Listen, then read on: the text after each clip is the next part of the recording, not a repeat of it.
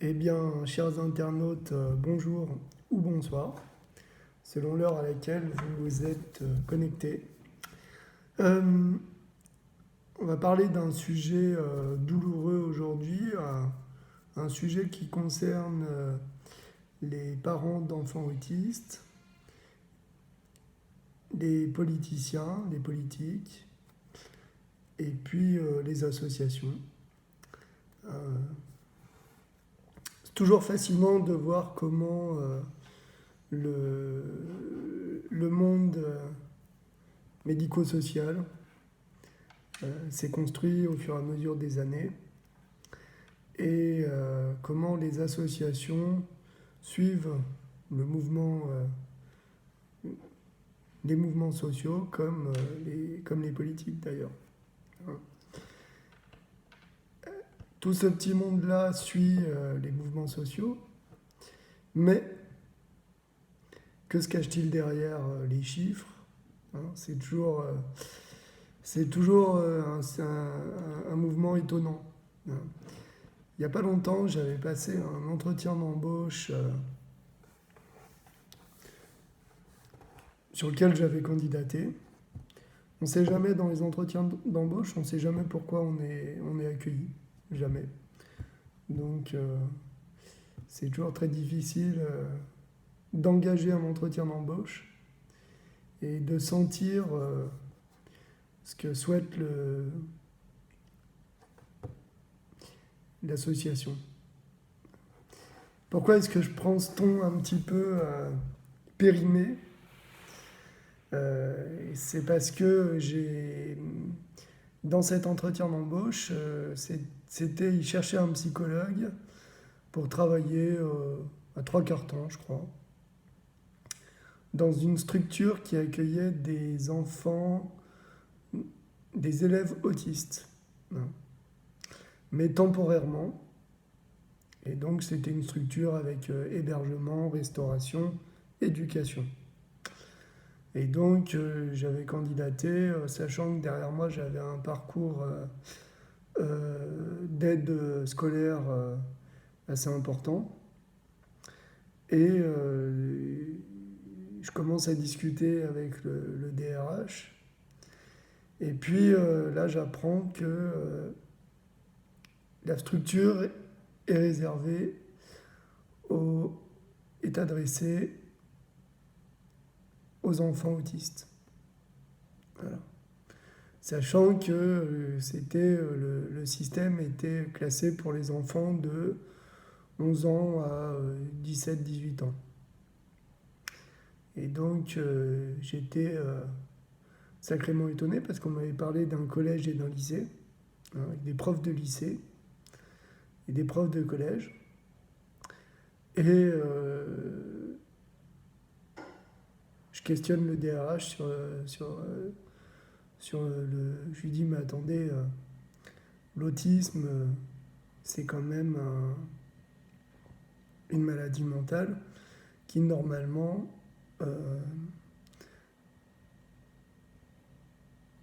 est désignée comme étant l'impossibilité d'entrer dans le langage.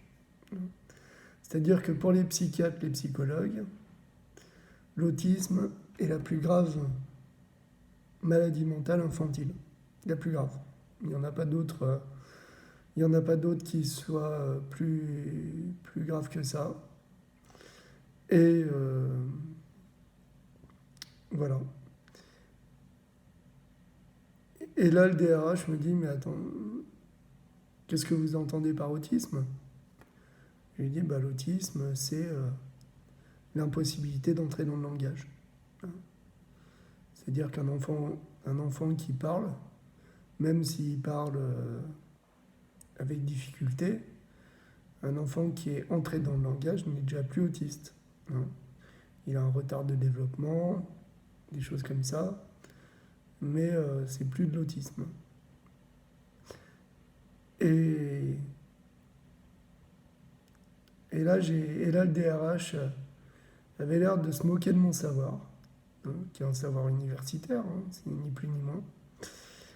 Et voilà.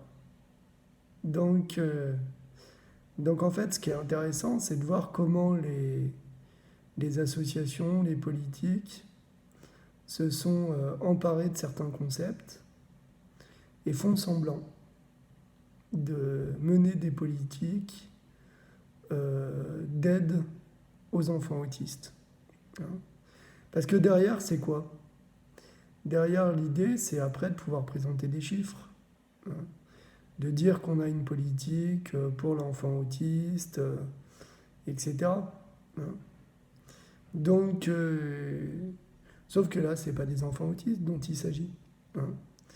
Donc, il serait temps un petit peu de... Parce que du coup, moi le psy, je me dis, zut, j'ai raté le coche en entretien d'embauche parce que j'ai voulu être prétentieux avec mon savoir. Et puis,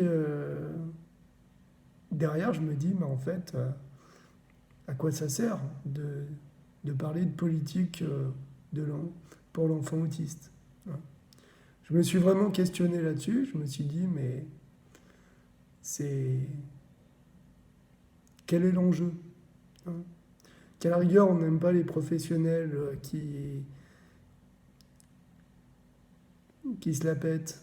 Hein. Les professionnels qui sont prétentieux vis-à-vis de leur savoir et tout. Moi, je dis pas, hein.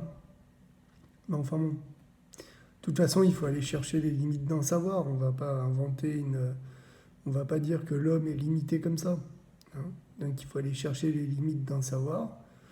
Et ça se fait en cure analytique. Hein. Les limites d'un savoir sur l'homme.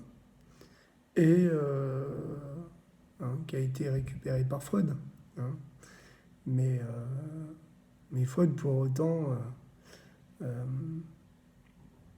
n'a pas dépassé les limites d'un savoir. Il a inventé un nouveau savoir qui n'enlève pas les limites d'un autre savoir. Ce qu'on appelle la jouissance autre et la jouissance phallique. Donc voilà.